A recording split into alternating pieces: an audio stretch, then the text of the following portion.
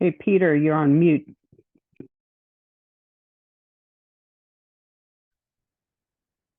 Katie to the rescue. Hopefully that's better. Thanks, Liz. That was a New Orleans birder who just tried. Anyway, yeah, so I've been birding a long time. And I've also lived all over the country birding. And let me tell you something, we have it really good here. Bird-wise, this is a really special place bird-wise. I compare with a lot of other places I live and I've studied other parts of the country and they're avifaunas. And so basically the point of this talk is going to be to let you know what it is that puts Louisiana on the birders map, right? What people from other parts of the country and other parts of the world recognize Louisiana as having as special about its birds, right? Basically things that we have that a lot of other people wish they had in terms of birds and bird phenomena. So that of course is a black-bellied whistling duck, just put up there because not because it's particularly rare or sought after, but just because it looks cool, right? Not advancing. Wait, I was trying that. Yeah, it's going to be, it's back to the other one. Are you Right. okay with that one? This is fine. It works. Try again. Okay. All right, so I'm going to kind of break this into 4 categories, right? First of all, the wetlands, which we kind of take for granted. We have to be reminded how unusual our wetlands are, okay? Because they really are special. The volume of migration here is also truly remarkable, even on a global scale, okay? We have a number of very, very interesting avian spectacles here, big numbers of birds that occur in certain circumstances. And then there's also a lot of very interesting stories that come from our neck of the woods and enigmas, riddles we haven't solved yet, okay? So let's dive right into it. Starting with the wetlands. This, of course, is you see in the river curving down. This is St. Bernard Parish, very wetland-filled parish, but this is all over Louisiana. These wetland-filled lands. There are roads in Louisiana that go by marshes that, if they were in any other state, would have to be in a wildlife refuge somewhere. But in Louisiana, it's just another roadside marsh because we have so much of it, right? I like to ask people, how far in Louisiana can an egret fly in a straight line, through the wetlands without crossing a road? And I've made the calculation, and it's remarkably far. 133 miles. Most of us know that, the central part of southern Louisiana is not accessible by road, right? We take that for granted, but that's very unusual to have that much coastline not accessible by road. This is basically road inaccessible wetland in south central Louisiana. You can drive to the southwestern corner, you can drive to the southeastern corner, you can't drive to any of the stuff in between, to the outer Gulf Coast, anywhere in between, right? And by comparison, down the bottom, in the Everglades, you can only go about 50 miles without crossing the road. When I was growing up, the Everglades were the poster child for a wetland in northern. I see some people shaking their heads up and down, right? The Everglades were everything back in the 60s. They were the wetland of prestige in North America. No, we have it better here. We have bigger wetlands. The North Carolina Outer Banks makes a respectable attempt to equal our grandeur, but no, they can only go about 100 miles, right, without crossing a road. The Texas coast can go about 60 miles, right? We have the most extensive wetlands,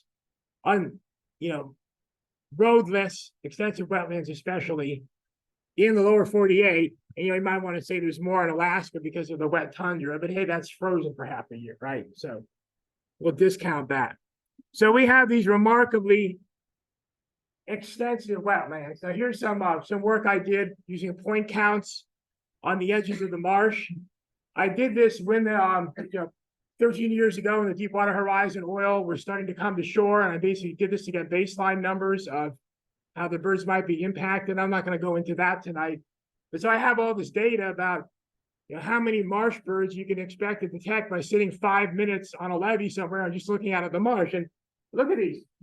Look at these numbers on the bottom here, bottom row, all species in fresh, intermediate, fresh or intermediate marshes. So here in Louisiana, we traditionally split our wetlands into 4 categories, depending on the salinity of the water.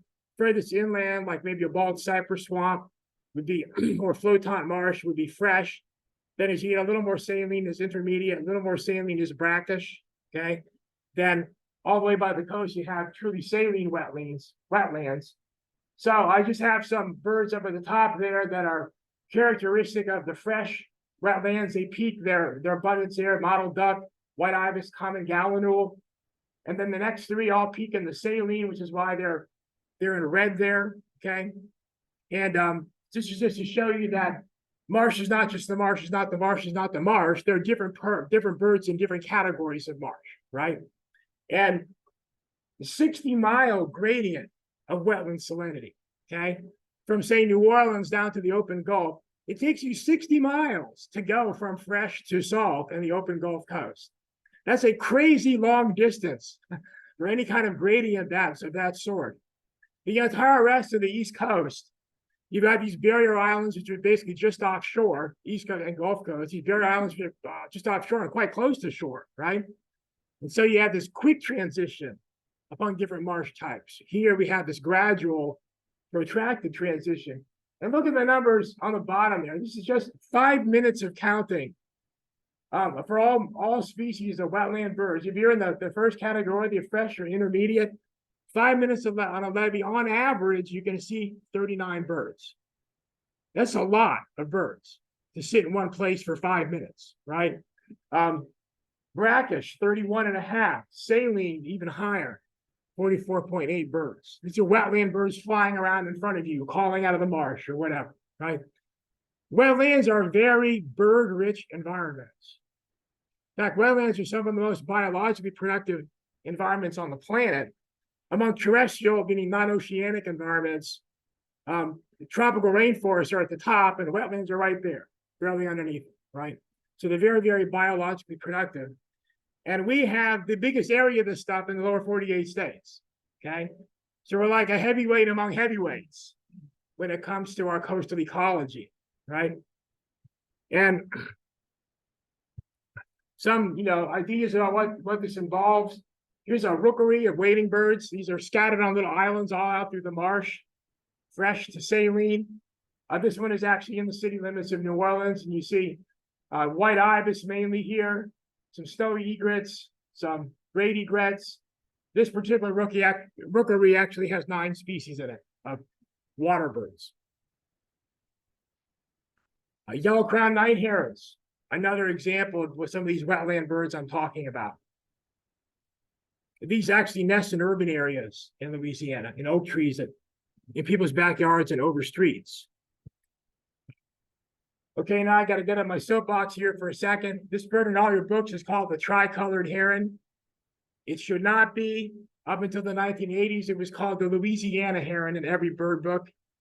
In the United States, it was actually first described in the marshes outside of New Orleans. Now, sure, somebody has seen it in Venezuela before then, but Louisiana does have a claim to this bird.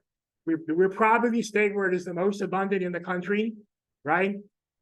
Yet inexplicably, what was then the American Ornithologists Union, back in the 1980s, decided they were going to take our state name off the bird and name it the tricolored heron, about which I ask you, what are the 3 colors? So we are still aching from that. And in my presence, please never use the word tricolored. All right, a little bit of drama from our state. By the way, there was an LSU professor, Van Remsen, who was on the naming committee of the AOU at the time and made a valiant last-ditch effort to keep the name from being changed, but fell tragically short. But one has to credit him for the attempt. And I didn't think about this. Let me, could probably just enter this URL into a web browser, huh? Let me just try. What happens if I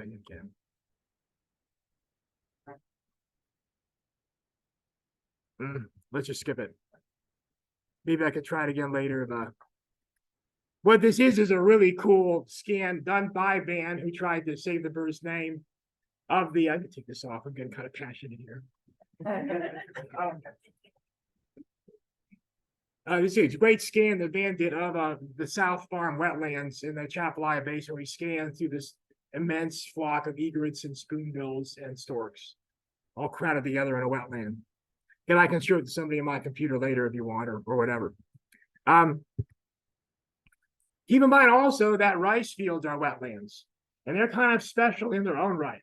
Okay, our rice fields in Louisiana are basically the former coastal prairie.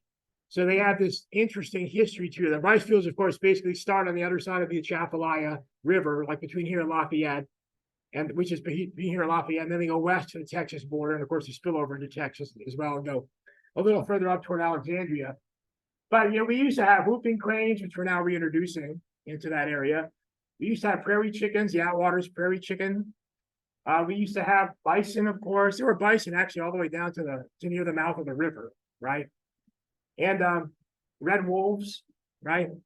So this is an area with an exciting past. Today, what's really notable about the rice fields as wetlands is we have huge flocks of geese there.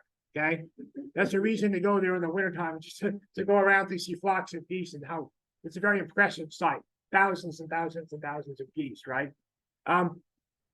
We also now know that rice fields in South Louisiana are continentally important.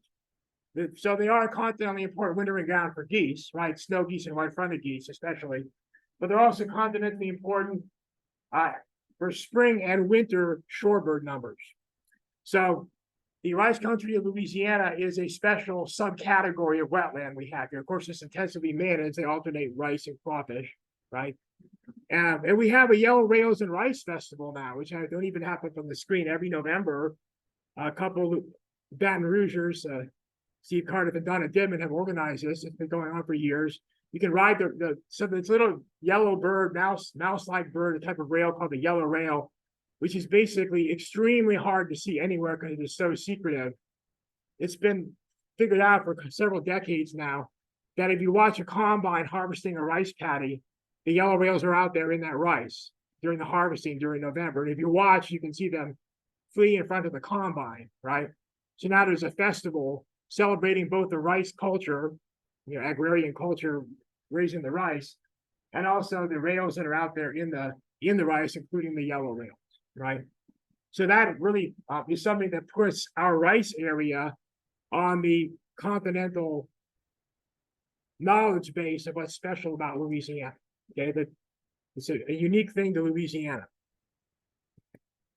So here's snow goose, one of those super abundant goose species from out on the marsh. And here's just a picture of some shorebirds. These are short-billed dowitchers. Actually, the one that's more common in the rice fields is long-billed dowitchers. But since we have then again Van Remsen, you see his name keeps popping up a lot because he's done so much for Louisiana birds and with Louisiana birds. He was first one to put a Christmas bird count out there, basically 100% rice fields, and start coming up with all these huge numbers of wintering stilt sandpipers and lesser yellowlegs and long-billed dowitchers and stuff that kind of put the rice country on the map because we kept getting the highest counts of a whole bunch of species, higher than any other Christmas count in America, right? And again, these are short-billed, but long-billed dowitchers, which look very similar to this, are one of the species. So, Dave, so that's the wetlands. Now let's turn to migration. This is an incredible picture, the little watering hole in the Baton Rouge Audubon Society sanctuary down in Cameron Parish. So this is taken by Dave Patton, who also helps clear the underground. He helps maintain the sanctuary, right? So Tennessee warbler on the lower left, Baltimore Oriole right center, and then the two birds with the blue heads are painted buntings, of course. So birds, when they are coming, birds migrate to Louisiana across the Gulf of Mexico. It takes them basically a whole night and a half the next daylight period. They can't drink at all during the entire time, right? So when they finally make Louisiana landfall, not surprisingly, they're thirsty, right? And they look for water sources. So we have a little, the sanctuary maintains a little pool there. which the migrants come in to drink at. You can also do a lot with bird baths during migration in terms of bringing migrants in. There's one particular woman in New Orleans who's like the queen of water features, right?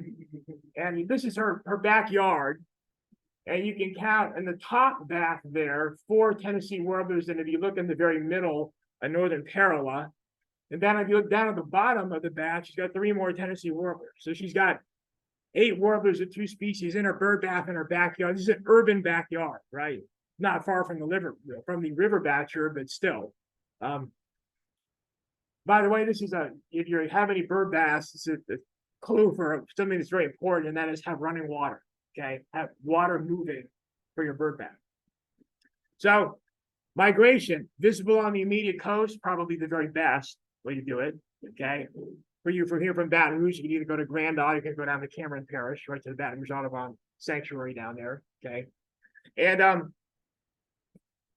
it's also visible in backyards. So there's a lot of birds here. There are in New Orleans, there's one particular woman, Nancy Newfield, who's instrumental in discovering what hummingbirds do in Louisiana. More about that story later. She has, over the decades, accumulated a list of over 200 species in her yard, which is a little postage stamp yard in the middle of Metairie, right? But that's how we lists like that in most of the country would just be a pipe dream for somebody to have in their yard, right? But they're possible here in Louisiana. Okay, so some facts about migration. Is mostly, first of all, nocturnal, which is very interesting because the birds involved are almost entirely diurnal for everything else in their lifetime, right? But they do their migratory movements at night. Nobody's exactly sure why. There's a lot of reasonable, explanations for that. I just talked about how the fact they can't when they're up there, they can't drink, right? So it'd be better to be in the cool nighttime air than in the hot sun. Nothing to shade them, of course, when they're flying if they're in the daytime. So they can stay out of the sun by doing it at night. They tend to migrate in small groups. I'm talking mainly about songbirds now, but a lot of this would apply to other things as well, other migratory birds. They're capable of waiting for a tailwind, but birds will play the weather during migration, right? They will wait. They'll wait and wait and wait when there's unfavorable conditions, including just a wind from the wrong direction. Then as soon as the wind is from a favorable direction, which often corresponds to a frontal passage because that brings a switch in the wind direction, right? Then they'll move en masse, right? You get a huge number of birds moving on a single night. This cold front that is coming up for this weekend, this is right now in the peak of migration, is likely to stimulate a large movement of birds.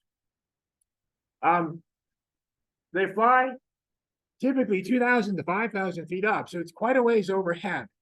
It's high enough that under some circumstances, when they're actually doing it during the daytime, you basically can't, unless you're very lucky, you can't pick them up even just by like, I've tried many times scanning up at the sky with binoculars up at clouds or whatever. You just can't pick them up. They're too high up.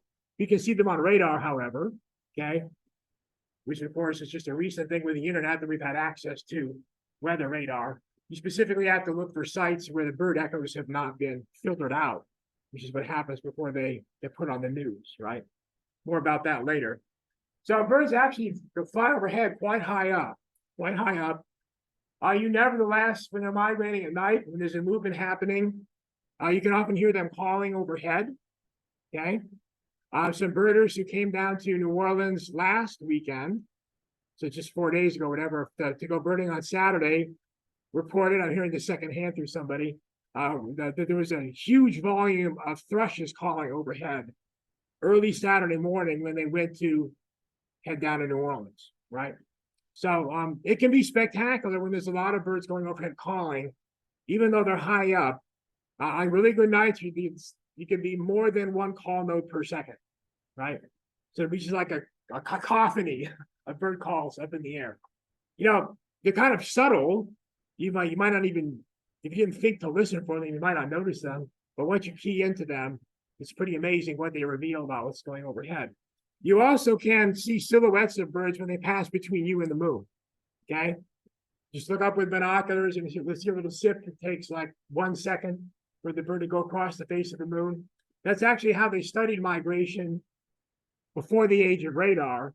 And it was actually George Lowry at the LSU Museum who spearheaded that great effort of organizing armies of bird watchers around the country to sit in their backyards and stare up at the moon and record how many birds they saw crossing the face. Of course, the birds are only 2,000 feet or whatever overhead, but just seeing it pass between them and the disk of the moon, right? So the birds would just fly all night and then stop wherever dawn occurs, right? They get as far as they can get before the light comes. They don't reuse this, except for a handful of birds that have particular targeted areas, particularly some water birds do that, just a handful of species. They basically get as far as they can on a given night. And then wherever daylight finds them, they make do with whatever habitat they can find, okay? Some species also engage in morning flight. They continue to move after the sun comes up. Typically now they're down by around treetop level as they're continuing to move, right? We have a world-class location for viewing that in Louisiana, in New Orleans. I'll talk about that in a moment, right? But keep in mind that a great driving aspect of Louisiana migration is that we have this huge Gulf of Mexico just south of us, and that is a major obstacle, right?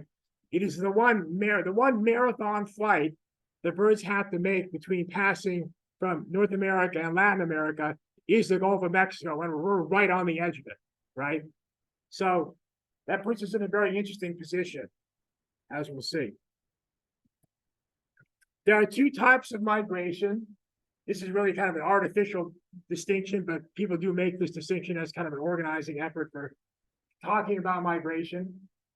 There are, if you look on the left there, neotropical migrants, those heading for the New World tropics, the neotropics, right? And they pass in the fall mainly before October 15th. So we're right now at the cusp where we're transitioning between those being the dominant birds and the ones on the right, the temperate zone migrants, which pass mainly after October 15th. So for the last month and a half or so, the stuff heading down to the tropics has been passing through, okay?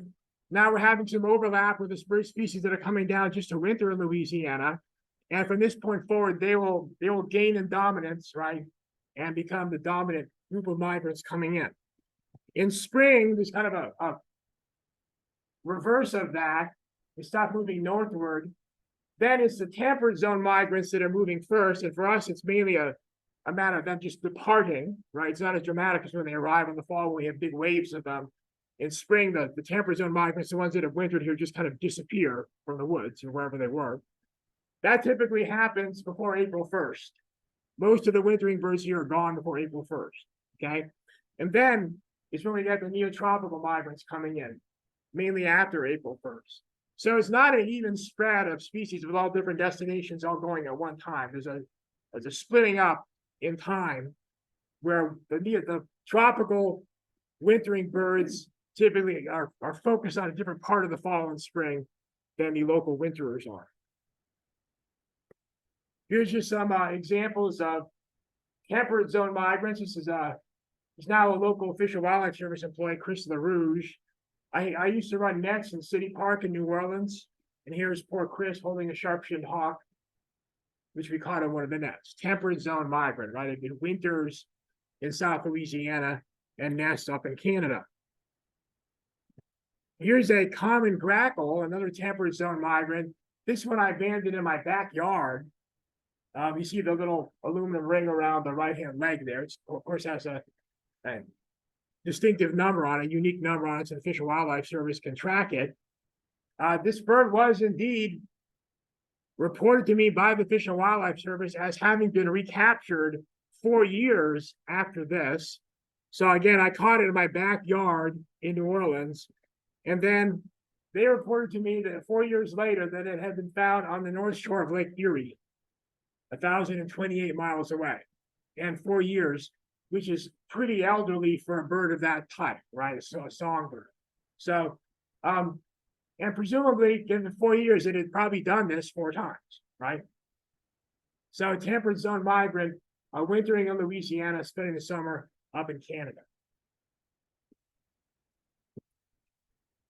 A really interesting story.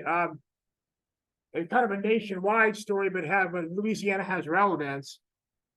The chimney swift code, the cracking it, the chimney swift's wintering range was a mystery. It had been undiscovered all the way up until the 1930s, okay, which is very, very late for a bird of this sort that's in every town in Eastern North America, right? Very familiar to people. It would nest in people's chimneys. There was lots and lots of research done on it because after the nesting season is over, they would gather in big flocks to spend the night in chimneys, including one here in Baton Rouge, okay? And it was easy to catch them. You just let them go in for the night, then you basically put a box over the top of the chimney for when they come out the next morning, and you got yourself a box filled with sometimes thousands of chimney swifts, right? That could be that number in a single chimney. Then, of course, you got your graduate students to do all the processing. But at any rate, so there were thousands of chimney swifts that have been abandoned right here in Baton Rouge, okay? And also, excuse me, in many other chimneys around the country. Baton Rouge chimney swifts have been, rebanded, caught in chimneys up in Canada and so forth. There's all these records of chimney swifts caught in different chimneys around the country and up in Canada. So we had this large amount of knowledge about this bird. We still didn't know where they wintered, though. And then a missionary in the headwaters of the Amazon was ministering to the native peoples there, had the tribe he was ministering to bring him this big cache of all these little aluminum rings, right? You can only imagine what they thought they were, right? He knew enough to know that these were bands, bird bands, and he sent them back to the States and turned out to be chimney swift bands. And that's how the code was cracked. They ended up being from 6 states and provinces, right? Presumably they had been catching them away from chimneys. They roost in large hollow trees, where presumably there was as easy to catch for the people living down there for food as they were for researchers up here, right? Another cool little quirk about chimney swifts is that John James Audubon, South Louisiana's most famous natural historian's son, when he lived in Kentucky, there was one of these huge trees where the chimney swifts were roosting, and he had a local carpenter cut a doorway for him out of the base of the tree and actually went inside to watch the swifts come in and studied them that way. Pretty amazing, huh? All right, so the amazing story of the discovery of the wintering range of the chimney swift tied into Louisiana because we had studied them so extensively in Baton Rouge, right? George Lowry, the same guy that had been organizing the armies of observers to watch the migration across the face of the moon at night. Okay, so we have, so I mentioned a few minutes ago that that sometimes birds that are migrating at night will continue migrating the next morning, okay? During the early daylight hours, we call it morning flight. We have a site of continental significance, really, because we don't really know much about this in other continents, we could probably say global significance, right here in Southeast Louisiana. And it happens right where that promontory at the eastern edge of Lake Pontchartrain, and beside the red circle there, called South Point. It's where the railroad bridge leaves for Slidell, right next to where the twin span, the I-10, leaves for Slidell. And out of that point, birds, following that arrow, cross the lake northward on fall mornings after cold fronts. Now, birds, of course, in the fall are supposed to be going south, right? So here they are heading north across the lake, going the wrong direction after cold fronts in the fall. And especially during north and northeast winds, you need to have that wind direction for this phenomenon to happen, okay? And that means as they're making this crossing, they're flying into the wind, right? Which sometimes can be as high as 20 miles an hour, and they're still beating their way into it. Then they got to cross this, what is a 5-mile water gap. So they're flying in reverse direction. Up to 30,000 songbirds in a morning, migrating birds, will make this, weird reverse directional movement, okay? And we've known about this for about 20 years. I published one paper on it, and we're still collecting data for, I hope to publish more papers. Now we'll see whether the film that I try to load into the PowerPoint works or not. So this is the view. We stand up there on the lake levee, that's Slidell across the water, so it's 5 miles away. And the birds just come up Yeah, they're flying into the run, so they come up the levee low and just barely clear the levee surface and head out over the water. Let's see if this will yeah. So here they are. This is a mix of indigo buntings, various swallows. This is spring. Tanagers, orioles, kind of gives you the idea, right? They're just launching across the water. Although every little flash of blue you see is either a blue grosbeak or an indigo bunting. You see the little flashes of red and orange. Those are the tanagers and the orioles. A little red right there. So that's what it's like on a good morning, right? Barn swallow right there. I'll play it one more time. Dark here. Let's see what happens. So they're flying right across that water gap right there.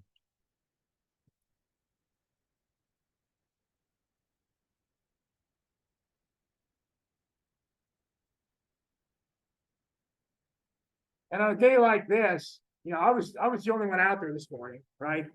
Lately, we've been able to get more people out there, which is really helpful because you can imagine how many of these birds I actually get my binoculars on, right? A small percentage of them, right?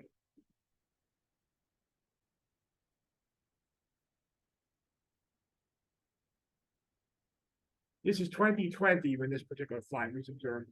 We knew about this happening in fall for almost 2 decades before I witnessed. This is the first big spring flight I witnessed there.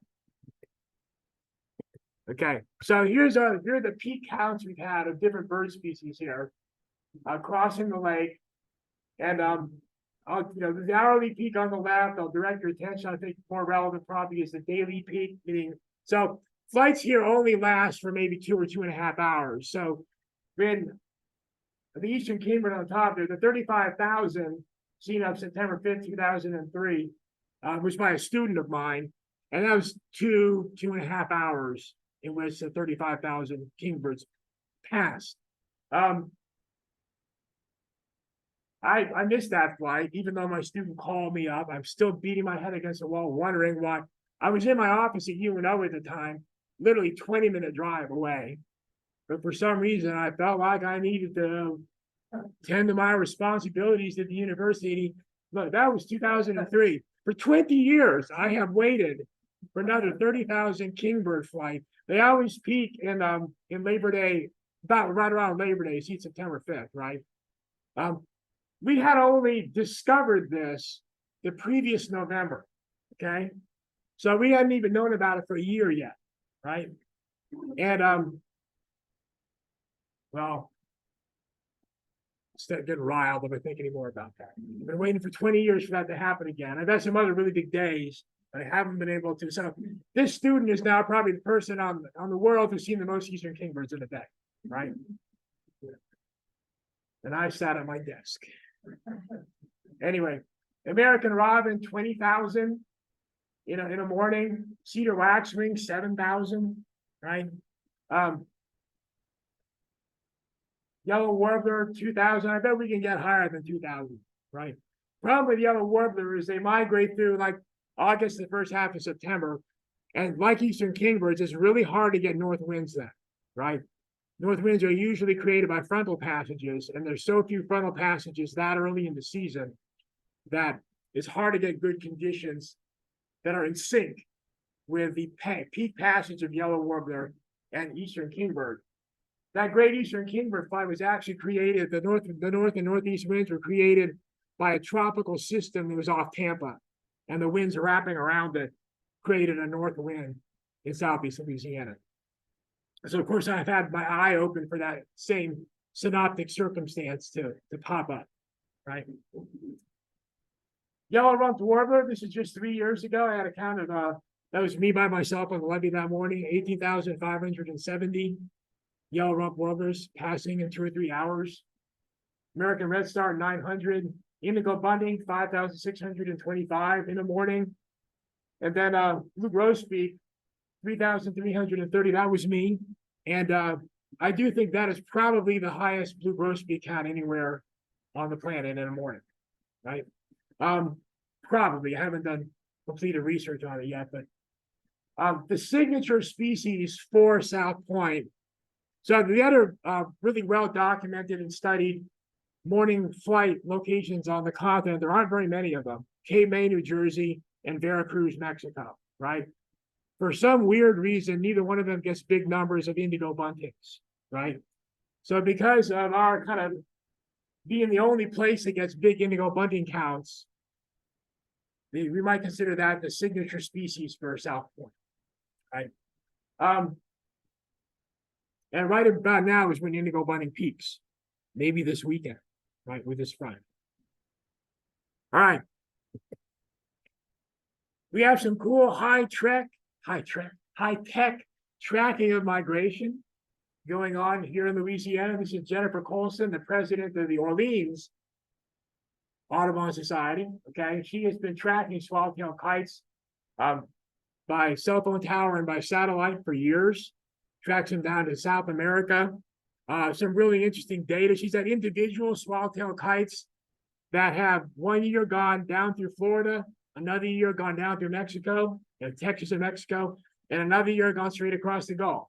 So we're showing that an individual bird can have that kind of flexibility in its route around the Gulf. And then right here in Blue Bonnet, the thonotary warbler fitted with the geolocator, which is a little device that records day length and night length, of sunrise and sunset, of course, anything, so that when you recapture the bird, you can download the data from the geolocator. And because any big movements you make, north, south, east, west, will be accompanied by a change in when the sun rises the next morning or sets or whatever, changes day length and the timing of sunrise and sunset, a computer can analyze that on the bird's geolocator and then track and plot out movements, right?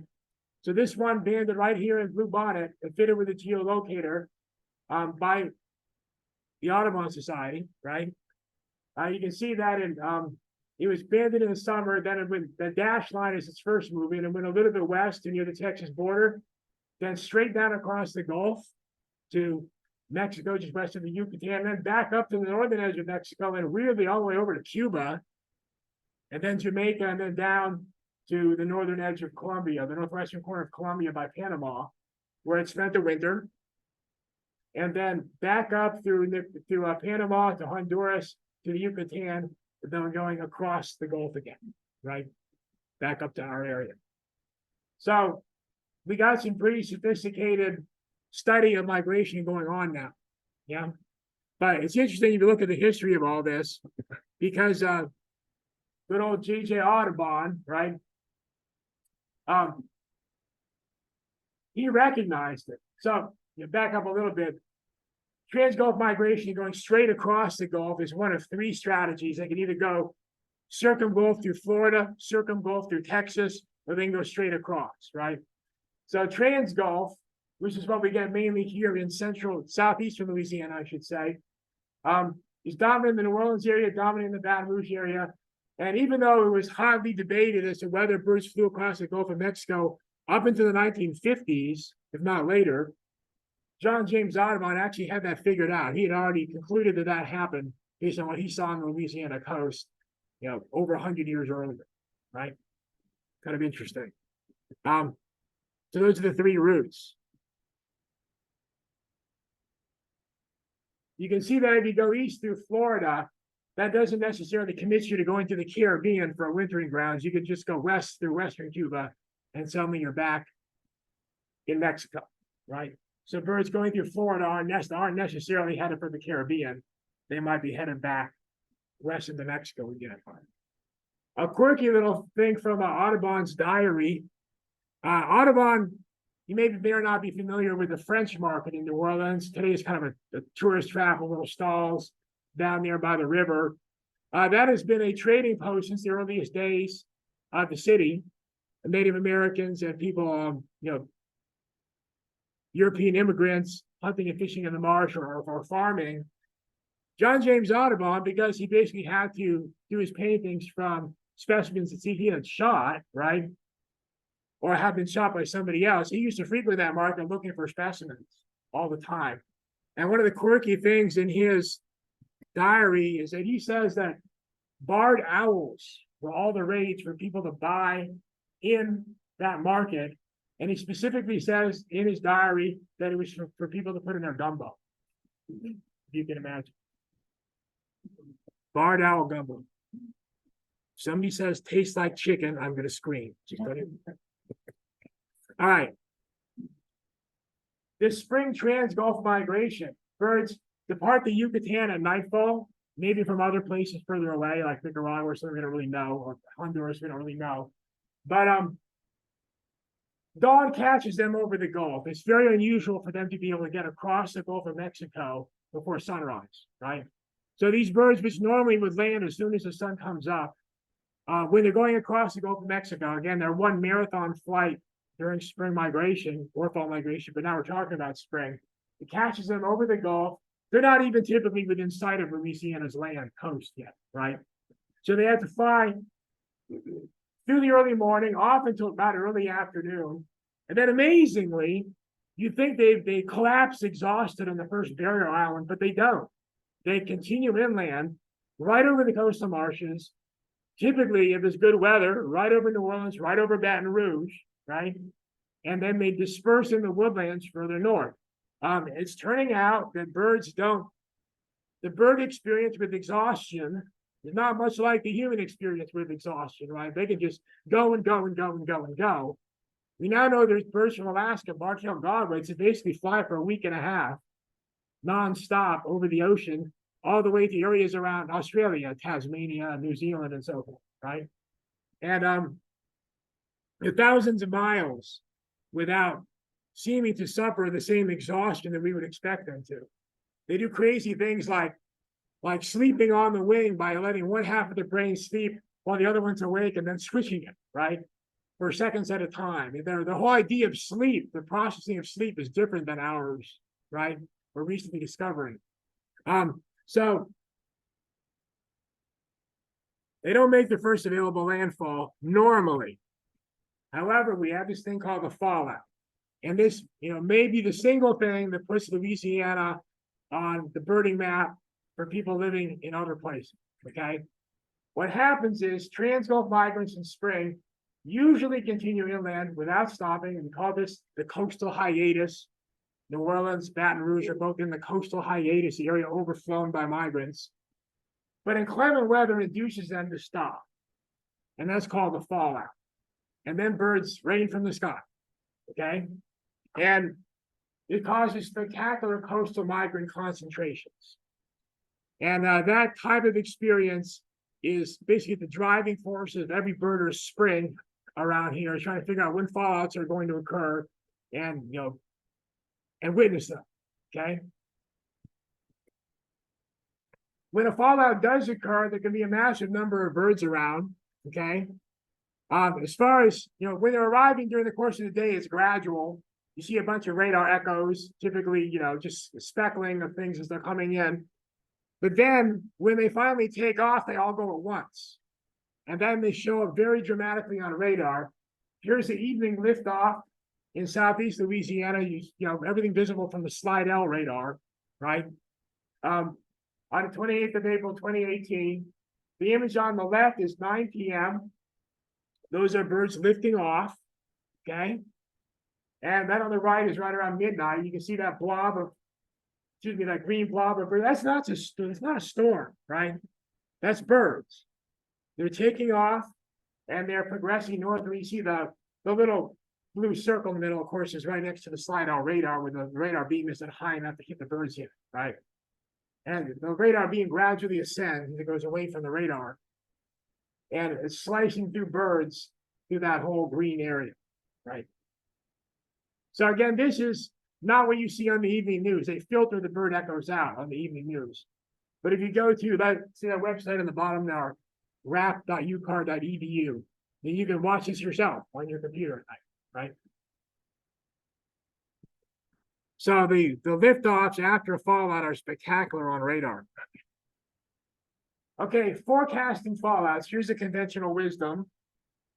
There's birders in the room I want to try to apply for their own capturing of fallouts, experiencing of fallouts.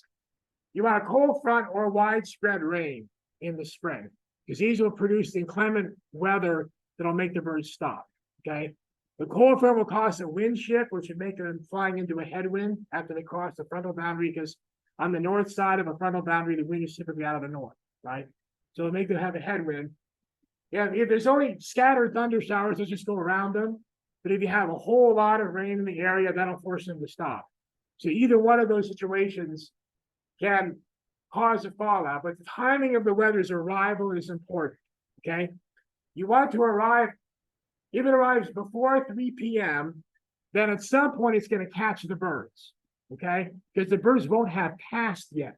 Remember, they arrive at the Louisiana coast typically middle of the day, early afternoon, right? So the inclement weather has to arrive while they're still in the air over Louisiana or still approaching, right? If it arrives after 3 p.m., and those are just round figures, right? It all depends on how quickly they've gone across the Gulf and stuff like that, how much tailwind they have, but these are good general figures. If the weather arrives after 3 p.m., then you've missed that day's flight, okay?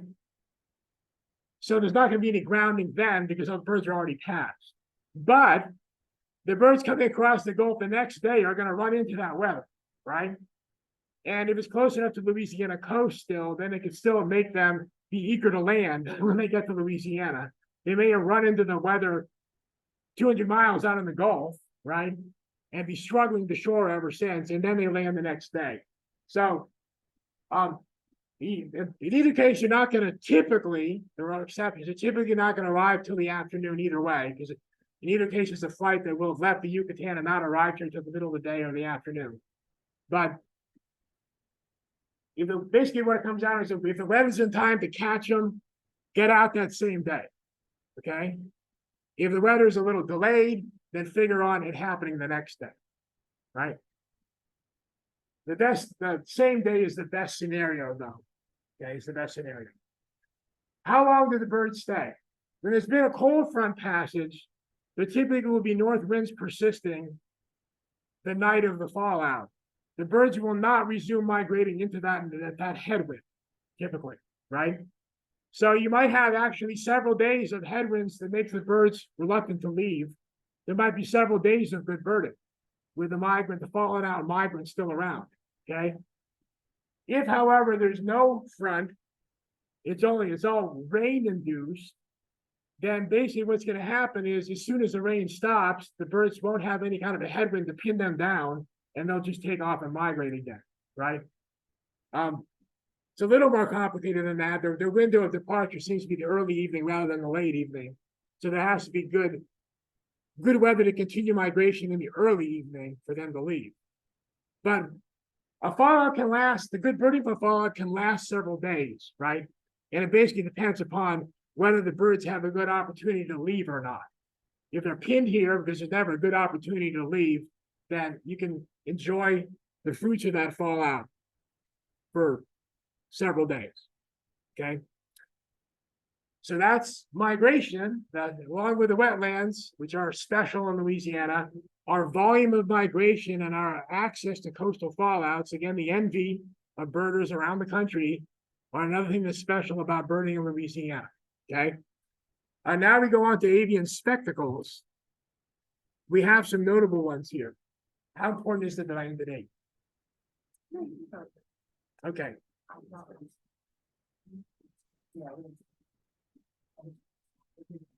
We have some really cool avian spectacles here, where huge numbers of birds are visible.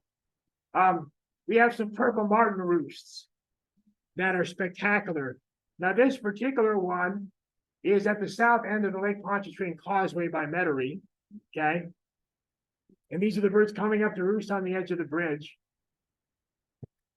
Another picture of the same roost. They come in, late in the evening as the gathering dusk, and they swarm on the edge of the big circular movements up to the edge of the bridge, and a certain fraction of them peel off and land with each circle of the flock, okay? But the really big roost is actually offshore of Mandeville, about 3 miles. Here it is dispersing. You see the radar image on the right. That is the birds from the roost dispersing in the early morning.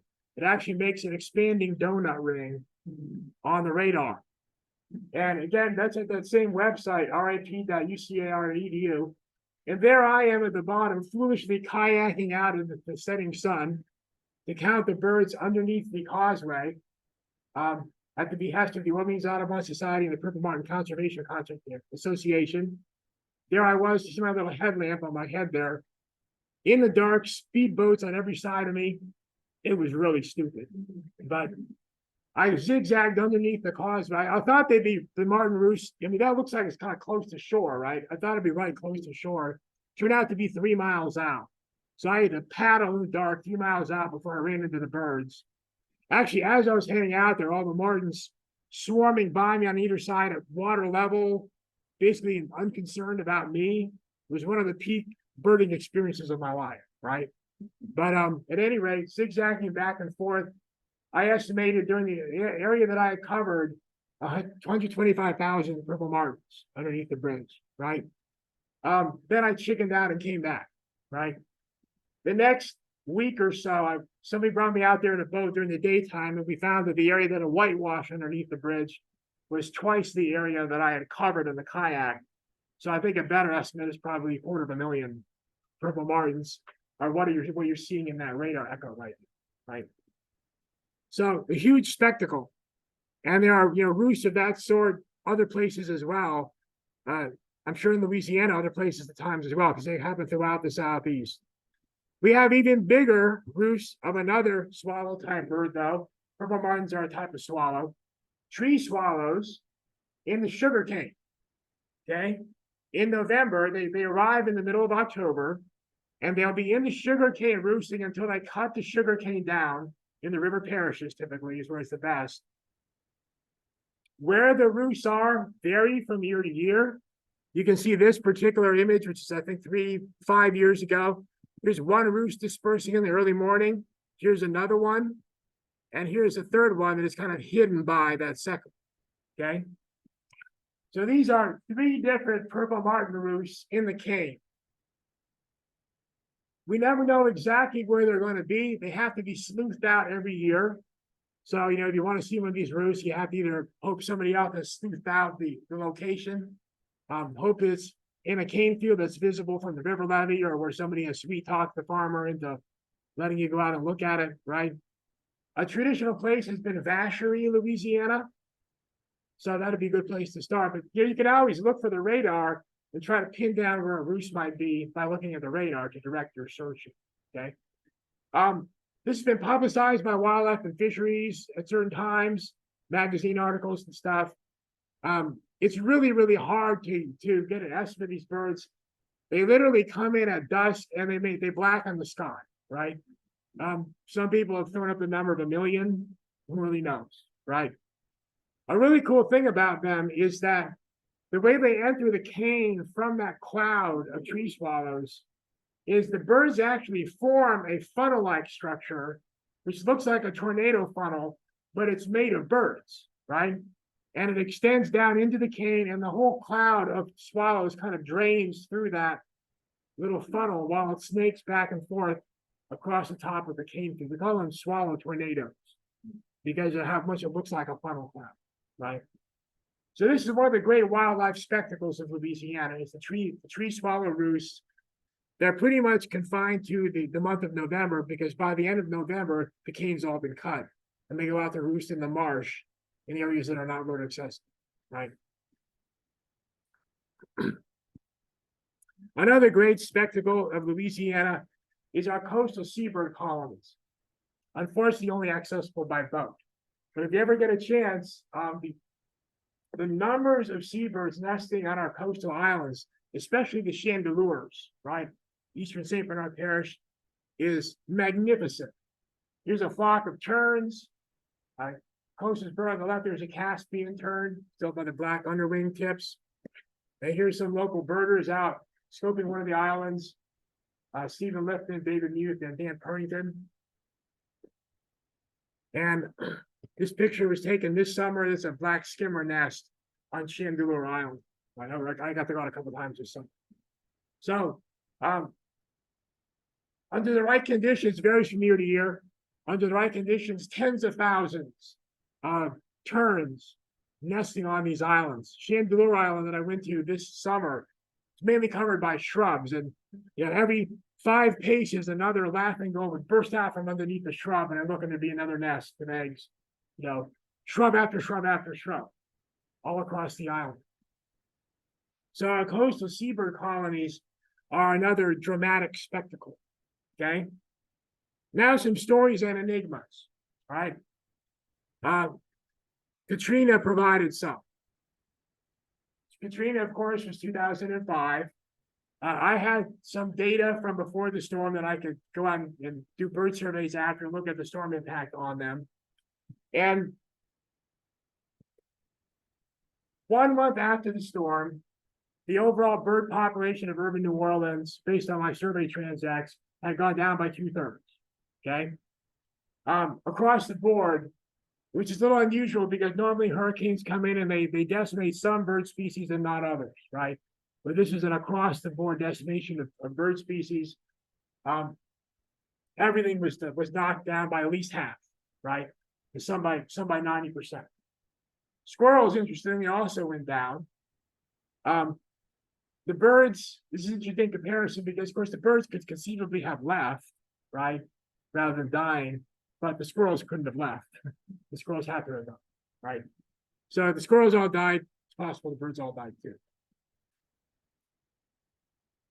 2 months after the storm, bird numbers in the city were more strongly correlated with wind speed than flood depth, which is a great surprise to me, right?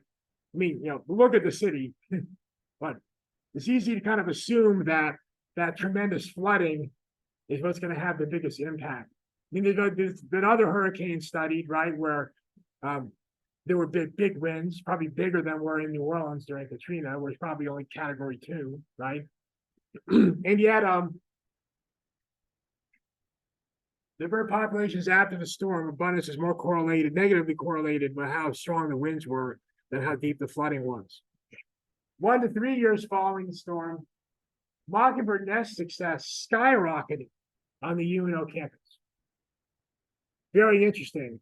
I think what happened was, so I had all this data on mockingbird nest success collected by my bird classes on the UNO campus for years beforehand. And so I knew that basically every mockingbird nest got predated before the storm. There was very, very little nest success, right?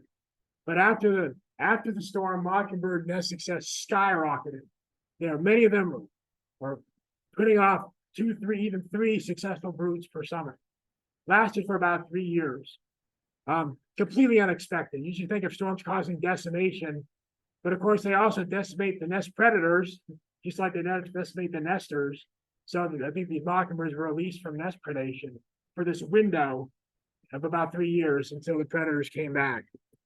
13 years after the storm, all species had substantially recovered except the cardinal. Weird. Okay. For years, for a decade, more than a decade after the storm, residential New Orleans, particularly the flood zone, where there had been a cardinal in every yard before the storm, you could walk all day and not detect a single cardinal, right? Everything was back, but the cardinals took a very long time. We don't know why. That's a great mystery, okay? Maybe it's brood parasite pressure from bronze cowbird. Maybe it's because all the shrub layer was killed by the flood. But either one of those, especially the shrub layer hypothesis, you think would have impacted some other birds as well, like mockingbirds, right? But they didn't suffer as bad. So we've never solved this puzzle. So now they're 18 years after the storm. Now the cardinals are recovering. I don't think they're back all the way yet, but they are making a comeback now. But it's taken a long time, right?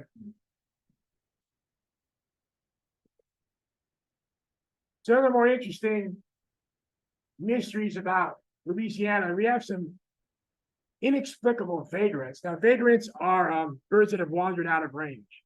And there are some known causes of vagrancy.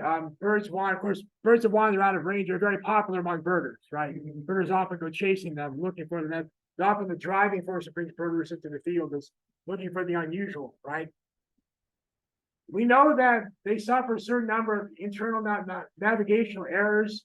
Birds regularly overshoot their destination during migration, so a lot of vagrants can be attributed to that overshooting phenomenon, going past their intended stopping point. Some birds actually migrate the reverse direction of what they should. They go, north for long distances. They go north in the fall or south in the spring. Some show a mirror image misorientation. It's been found in flight cages off the California coast, where a bird that's supposed to migrate, say, at a trajectory 30 degrees east of south, instead migrates at a trajectory 30 degrees west of south. Okay, so the angle the bird's moving at, the bearing is mirror reflected across due south. Right. Then there's weather system displacement, wind displacement. Birds just getting blown off course. Sometimes they're trapped in the eye of a hurricane. Tropical systems readily deposit birds as they come inland, right? Even as far as Baton Rouge, it's good tropical storm birding, right? But we get all these Western and Mexican hummingbirds here. Here's a list of what's occurred so far. It's a relatively recent phenomenon. The reason I'm bringing this up is because this phenomenon of all these Western and Mexican hummingbirds can't really be explained by any of our known methods of bird vagrancy. It's really hard using any of the methods I just talked about to get a bird from California at our latitude over to here, right? So before 1955, only the rufous and the broadtail with their asterisks have been reported. Now we've got this whole list of hummingbirds that shouldn't be anywhere around here, right? That occur here, especially at the gardens of people who leave hummingbird-friendly flowers up through the wintertime. Okay, now there's like this group, you might say a cult following, cult enthusiasts of hummingbird planters in the wintertime. And Baton Rouge is a big area for this, right? Baton Rouge is a big area for this. This was first documented, this Western inexplicable hummingbird vagrancy into South Louisiana was first described by a housewife, Nancy Newfield, who just used to ban birds in her yard and other yards, starting, I think, the 1970s, right? She lives in Metairie. She's the one that had that house that's over 200 species that I was telling you about earlier. And so she's made a name for herself as a hummingbird researcher, right? And just on her own time. She's not on the faculty of the university or anything, but she's very, very respected in the field. And so now we've got this great list of all these Western hummingbirds that have occurred here. Here's just an example of the broad-billed hummingbird, photo by Dave Patton. And here's the Anna's hummingbird. So this is where the bird normally occurs over on the west coast. It's hard to get one of these Anna's hummingbirds over to Louisiana by any of the mechanisms I've identified of how birds vagrate, the ways they vagrate, right? The overshooting, the reverse migration, the mirror image misorientation and stuff.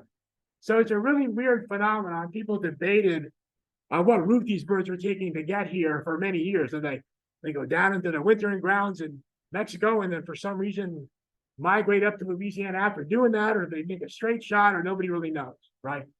But it's really hard to come up with a reasonable explanation for it, right? So this is a mystery for Louisiana.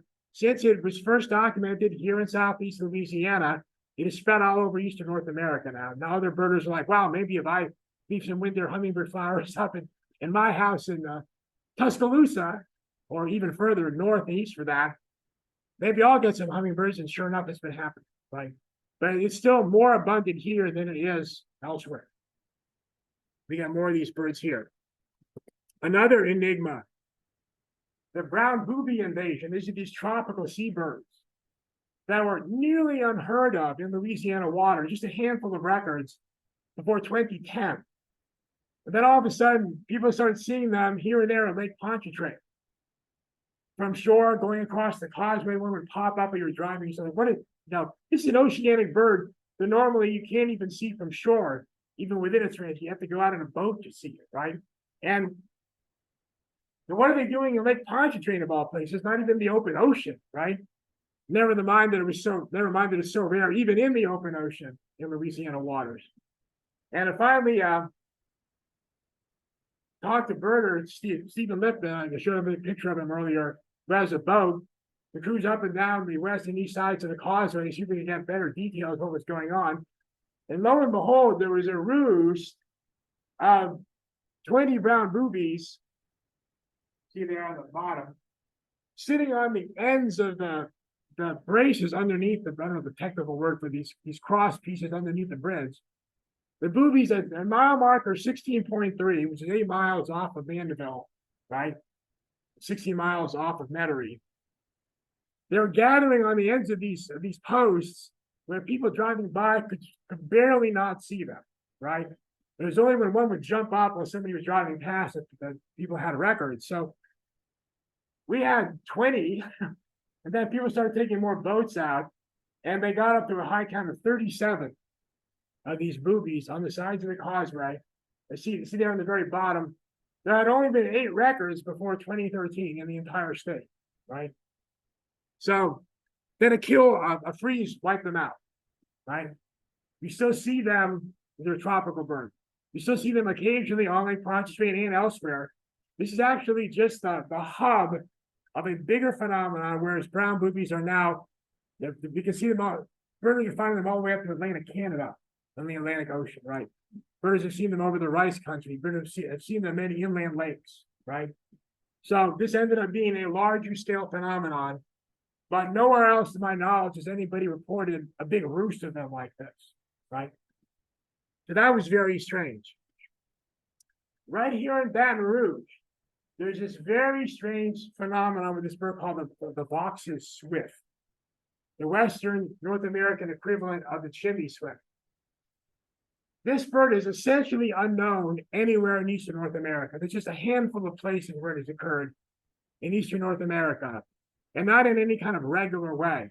But here in Baton Rouge, there's a string of records of them going all the way back to 1939, early, before the age of modern birding, right? All the way up to, I know as recently as 2021, and maybe quite possibly 2022 as well. It wasn't in the published literature yet that I could access. So, why is this bird vagrating? Why has it been vagrating regularly to Baton Rouge and essentially nowhere else in the continent for decades? This is the lifespans of many swifts involved here, right? To be going that long.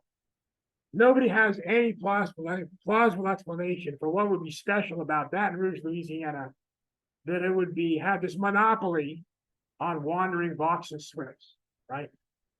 So an unsolved mystery. Then we have, this will be the last one, now we're getting kind of late. We have this weird phenomenon with gulls on our offshore islands. Around, I think the first year was 1989. There was a South American seagull called a kelp gull that showed up on these offshore islands, the Chandeleur Islands, was found by one of the seabird surveys, right? It's a bird with a solid black back, not known to vagrate before that, right? So there's a lot of debate about how this gull had gotten there. I think there's since been a greater pattern of them moving around, so now people accept it was a really wild record. It wasn't a bird carried by a ship or something.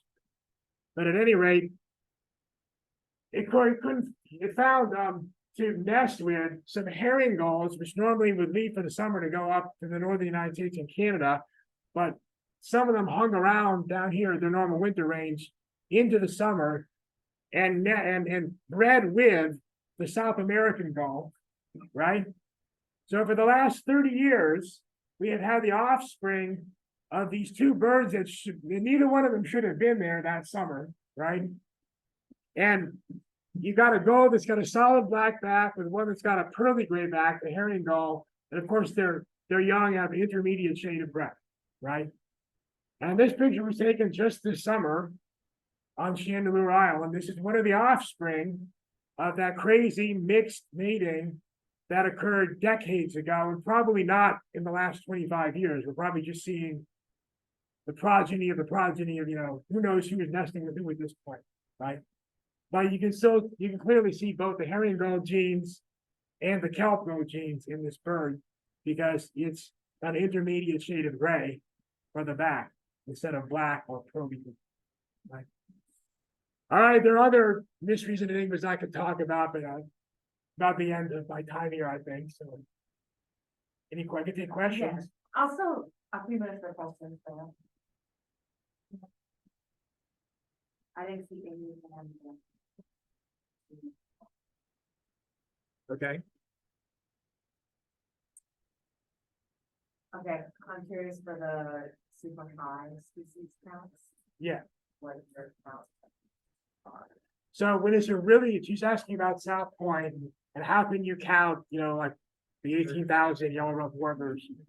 So, of course, it's 18,000 plus or minus probably 10%ers, right?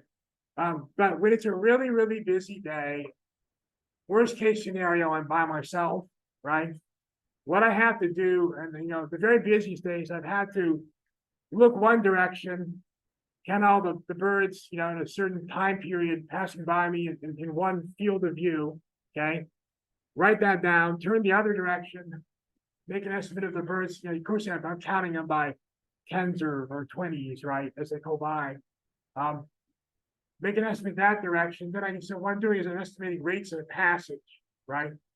Then I'll spend like 15 minutes before I make my next estimate both directions, trying to get a breakdown of the species. So I'll just stare at them and go, okay, it looks like over here we're seeing 90% yellow rump warblers, 10% American robins. And I'll turn around and see if it's the same the other side. And then 15 minutes or so later, I'll do the same rate of passage estimate. It'd be great if I had a team of 20 people, but I don't. It's getting closer to that now. But the more people we have up there, the more birds get identified in these big movements. Last Saturday, they identified 19 species of warblers crossing the levee in a couple hours. And is that spot Because there were more birders there. Sorry. it's publicly accessible? So it's publicly accessible by foot. To drive there, so you can walk to it from the gate over the road in about 30 minutes. Okay, it's not very far. Okay, it's a mile and a half. The Orleans Audubon Society has a couple keys that have been given to us by the Biospot Refuge. So if you can hook up with one of visitors going in the gate in a given morning, then that gives access to driving.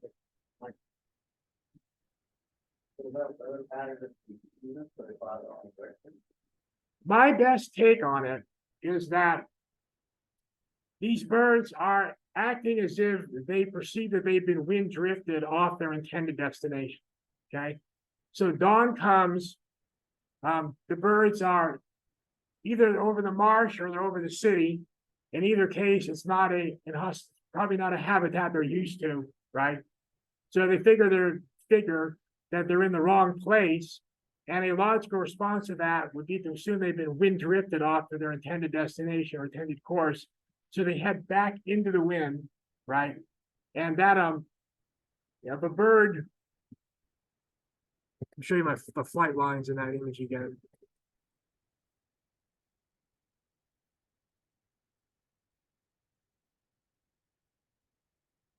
Okay, here see the little arrows of the flight lines.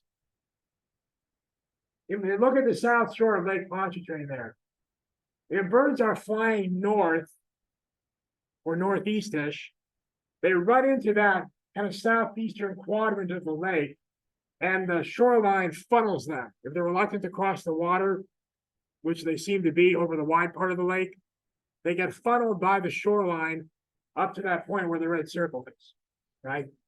So I think you're having birds flying specifically into the wind to try and correct for wind drift, okay? And while they're doing that, their progress gets impeded by the water of Lake Pontchartrain, and they take the closest path they can to that direction, which is to just go up the lake, okay? Then when they get to that point of land in the red circle, it's either go back south again, right? Or go across the water. And that's why they launch across the water. That's the best I can make of it. It's hard to know for sure. The paper I wrote about, I came up with 3 hypotheses, and that is the one that best fit the data. You do find that if, say, you're out there in a northwest wind, there'll be fewer birds, but they will actually not take the shortest northeasterly direction across the lake. They'll go northwest across the water, even though it's a longer overwater distance. So they do seem to be actively targeting a flight path directly into the wind.